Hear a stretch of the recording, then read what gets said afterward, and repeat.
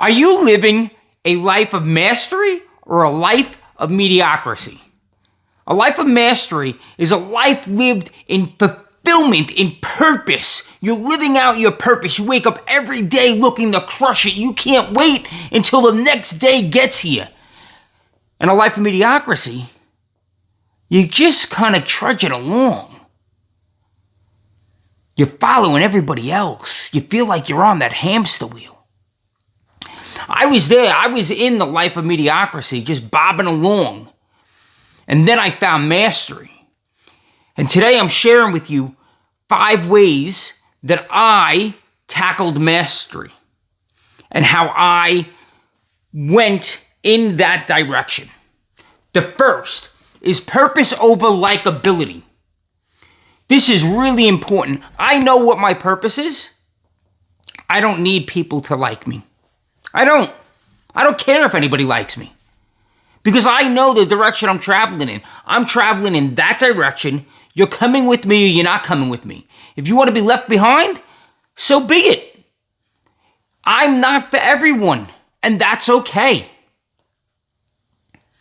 My purpose, 112 million freedom thinkers.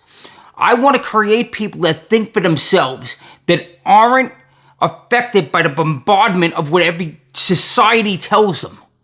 DEI is the perfect example of this. I think DEI is complete bullshit. DEI is covered under the Civil Rights Act, right? Are we not in a world that we're not allowed to discriminate against race, creed, sex, gender, all of that stuff? But yet now we're saying these people have to be put in these positions because of, and fill in the blank. That's bullshit. It's complete bullshit. I'm not popular for that thought in some rooms, but so be it.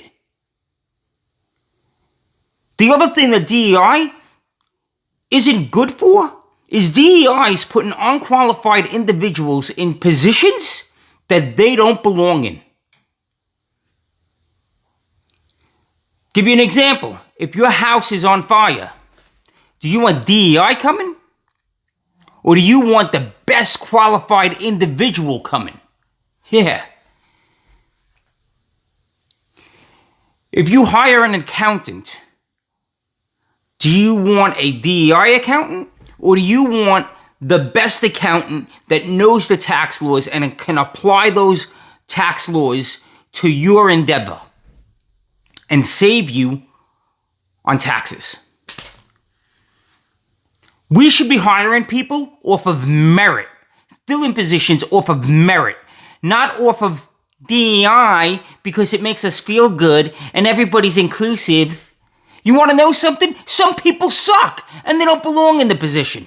That's the cold, hard, honest truth. Number 2, on mastery methods. Contributing factors versus independent factors. What do I mean by that?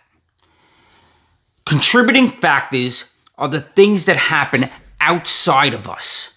We can't control the contributing factors. COVID hits, the stock market crashes, I step in a puddle and now my shoe's wet. I splash, I'm walking down the sidewalk and a car splashes mud on me. External forces, I can't control that. But what I can control is I can control how I respond to that. I have a quote here from Viktor Frankl that I use in my workbook.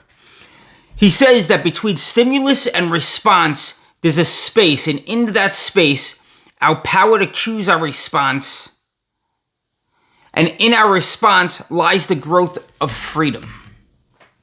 Wow.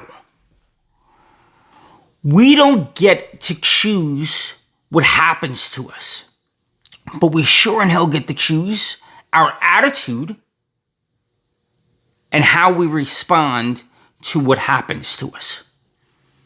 You can never take my attitude away from me. Regardless of what you could strip me naked, which they did to Victor. Victor is an individual that survived the Nazi death camps in World War II.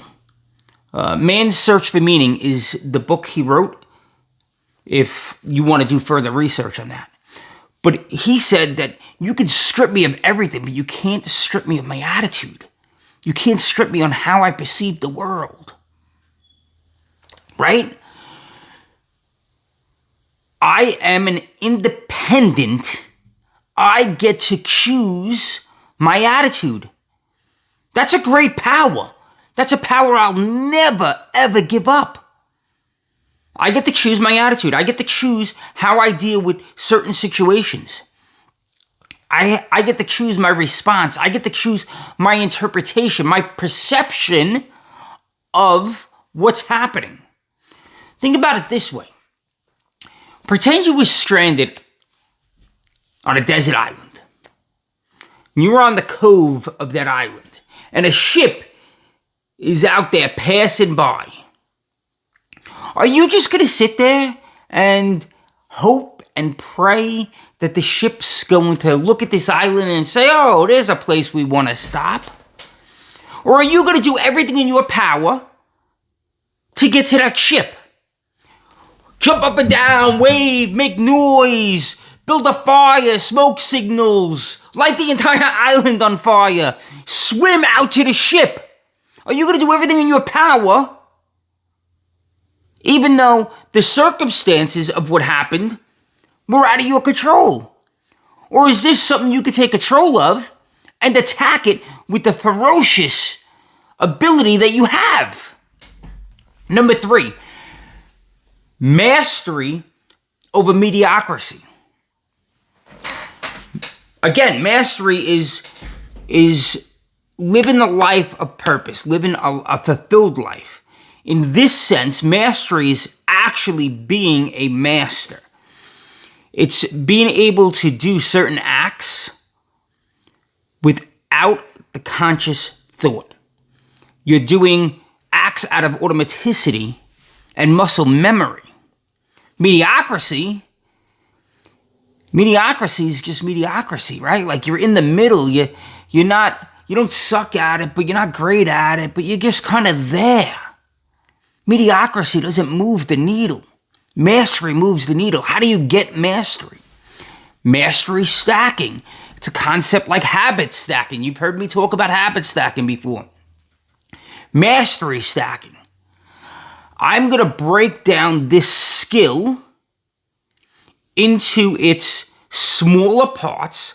I'm going to master that smaller part, and then I'm going to move on to the next skill. When I was learning woodworking, specifically wood turning, right? I had to master one tool at a time.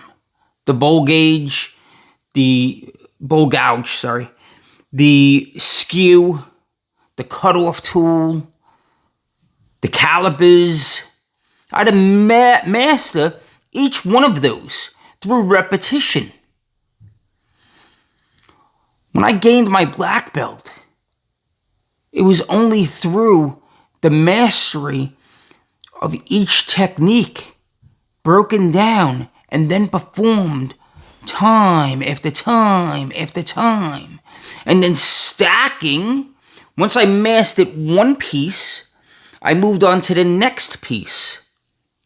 And then the next piece. I wasn't a wood turner because I could use the skew. I was a wood turner because I could use the complement of tools and actually create something. Mastery takes time, but in mastery, I build confidence. I have the confidence that I'm going to be able to handle this. I have the confidence knowing that I'm living a life of purpose, that I'm going out there and I'm moving the needle each and every day. Number 4, positivity in the face of challenges. This isn't necessarily about, positive thinking. You can't just positive think your way out of everything. But Newton's law, the third law, right? Every action has an equal and opposite reaction. So when something happens, when there's an external force placed upon me and something happens, I choose that opposite and equal reaction. I choose to push back against that. I choose to find the positive in the scenario. There's always a positive. Sometimes that positive isn't very big. Sometimes it's very small. Sometimes it's as small as a grain of sand. But there's always something you can take from the challenge that you're facing. Face the challenge. Solve the challenge. And then bring that solution to the world. And you make the world a better place. You become a creator in the world. And you're making the world a better place. Number 5, find your perseverance. What triggers you into, all right, let's go, game's on. Everybody has their own trigger. Is it a look that somebody gives you? Is it something they say? My wife's trigger is, you can't do that. I can trick my wife into doing anything I want just by telling her, that's impossible. You can't do that. And she went out and she did it. It's why she has a doctorate.